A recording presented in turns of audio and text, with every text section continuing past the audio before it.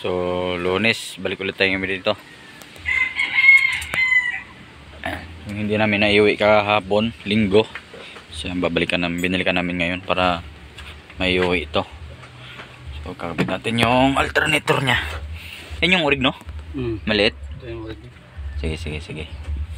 So, ayan, dahil hindi nga na pull out kahapon, so binalikan namin ngayon para ma-pull out na. So, kinakabit lang muna tong alternator. So, kahapon kasi ayaw mag-charge yan. Pumuputok yung fuse.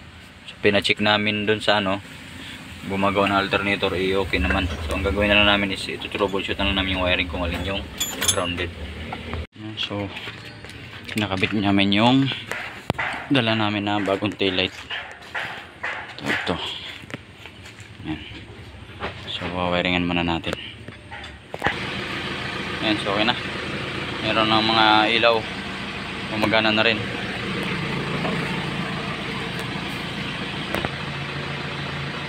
Bitaw. Okay na. Op. Goods na.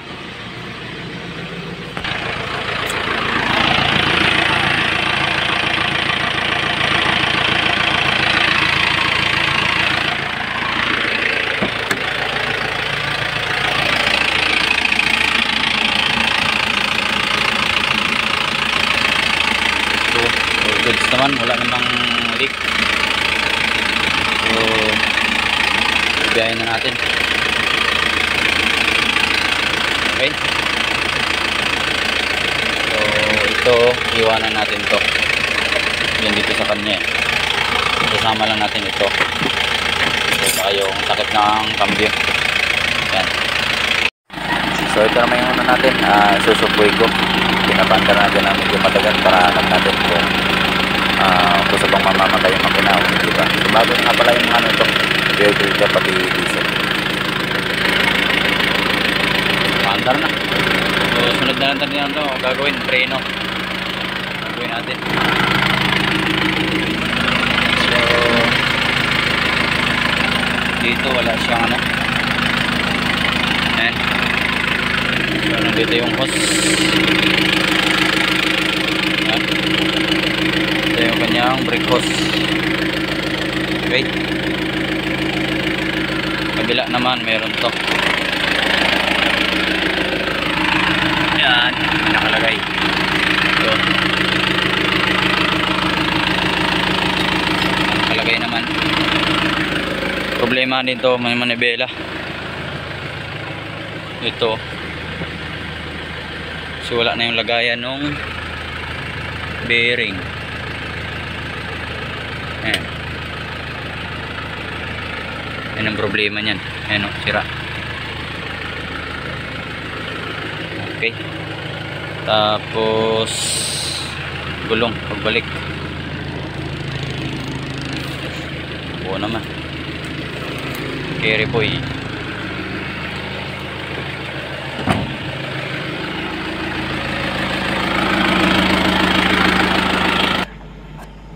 Ayan, gawin na tayo.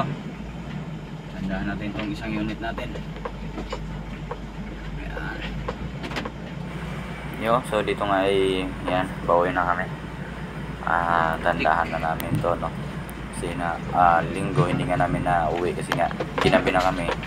Inabutan pa kami ng ulan, no. Tapos hindi kasi nagcha-charge yung alternator, so malulubat. Kailangan natin gumamit ng ilaw. Then yung taillight natin sa likod, kulang din ng mga lens, kaya hindi na namin ipinilit. So binilikan na lang namin ito, Lunes, para naman may uwi yung unit na to. Sa sunod na punta natin is may mili ulit tayo ng sasakyan o yung maiko-condition natin para itakbo ulit natin, no? So hindi kasi ito isang kanto lang na pag umandar na saglit okay lang. So kailangan obserbahan pa yan kung magkaroon man ng overheat o hindi. So ito naman is napandar namin almost 30 minutes na, hindi naman nagka-problema. Yun, kaya sabi ko subukan na namin biyahe, testingin kung walang kakaibang maramdaman habang nandito pa sa looban.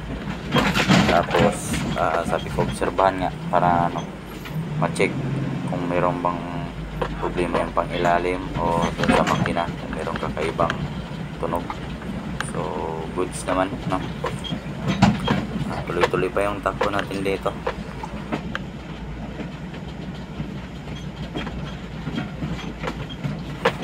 Yan, so dito nga meron akong naririnig, no, na umiingit sa gulungan nila. Kaya lang hindi nila rinig siguro o hindi lang nila pinansin. So dito ay pinahinto ko tapos sinilip, no. Ayun nga, bearing ang problema. So buti na lang hindi natin ipinilit to kahapon. So papalit naman natin ng wheel bearing, no.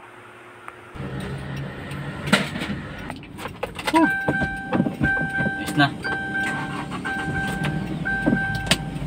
So isang bearing. Palit tayo isang bearing outer. Okay. So dito nga ay sinabihan ko na yung isang kasama na hindi kami mag-i-entry ng Mexico, Pampanga. So magsa San Fernando kami para maobserbahan pa namin kung meron pang lalabas na problema habang nandito pa lang sa MacArthur Highway, no. So isang napansin ko pa dito, dahil nga nagpalit kami ng bearing, is yung kanyang kingpin ay meron ng alog. Kaya sabi ko magdahan-dahan na lang, no. So sa mga ganito kasi na naka-beam type, no, pagka ang kingpin nyo ay alog, ay pag nalubak kayo tapos matuling yung takbo nyo, ay kung saan-saan lang mapupunta yan, hindi yan makokontrol agad ng manibela. Kaya dapat talaga dahan-dahan lang yung takbo. So dito ay papasok lang tayo ng pa-entry ng San Fernando, no. Kumaliwa na kami dito galing ng MacArthur para mag-i-entry na tayo.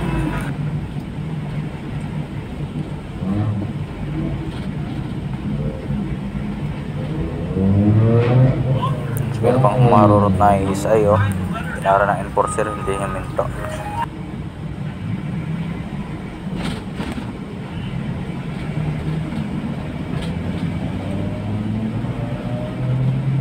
So bigla na lang nawala yung kasama natin, habulin na lang natin, maabutan naman natin yan sa pag-entry.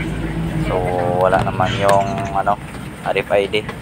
So ito na RFID dito, pero pwede pa rin dito yung cash lane. So tayo hindi din tayo papasok sa RFID na purong RFID lang, no. Dito din tayo para hindi tayo mauna. Susundan lang natin siya kasi magiging convoy na tayo nito. Yan, so no RFID this way. Dito tayo. Pero kahit dito tayo pumasok, babasahin pa rin naman yung RFID natin ito, yung number natin. Meron naman tayong sticker. So hindi na tayo pumasok doon sa ibang lane para mauna siya. Susundan na lang natin.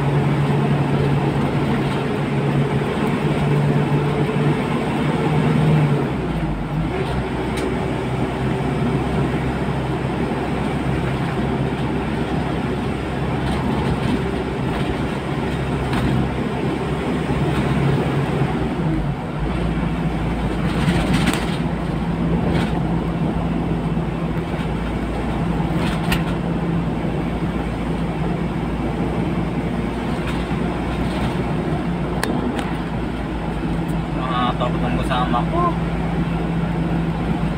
walalay lang kasi kalog yung kingpin. Nalubak yan na maghanap ng sariling daan yan, hindi nakadiretso. Mabilis pa rin eh. Ayun o, natin wala yung takbo niya.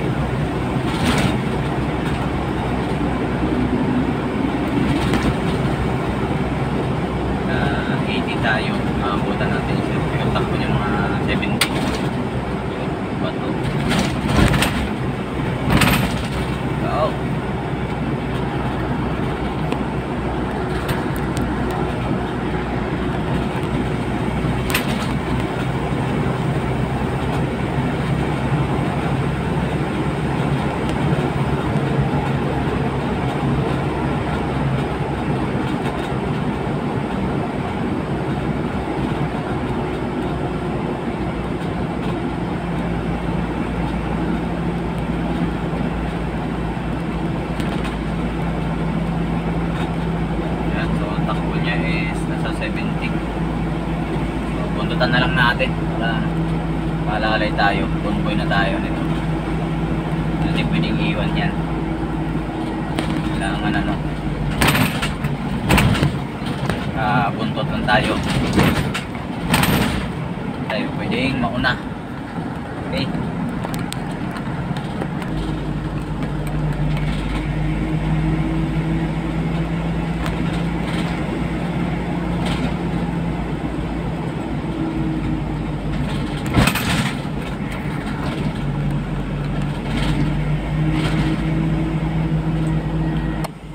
So, fast forward, nandito na naman tayo sa toll gate ng Bukawi. So, magbabayad na tayo dito. So, ang ginawa ko is sinabihan ko na lang yung kasama ko. Kasi sa kabila is talagang cashless. Dito. Matagal. Tayo. Bukawi. Toll gate. Ayan, pauwi na tayo. Tingnan natin kung may blue bay o wala. Blue bayou. Masyado. Lubat na yan ako. Makita, no? Parang wala naman, no? Ha? Wala. Blue bay, no? Wala namang usok, eh. Sige, one. Ha? Diba? Temperature mo kalahati lang? Kalahati lang. Kasi panansilit ako eh.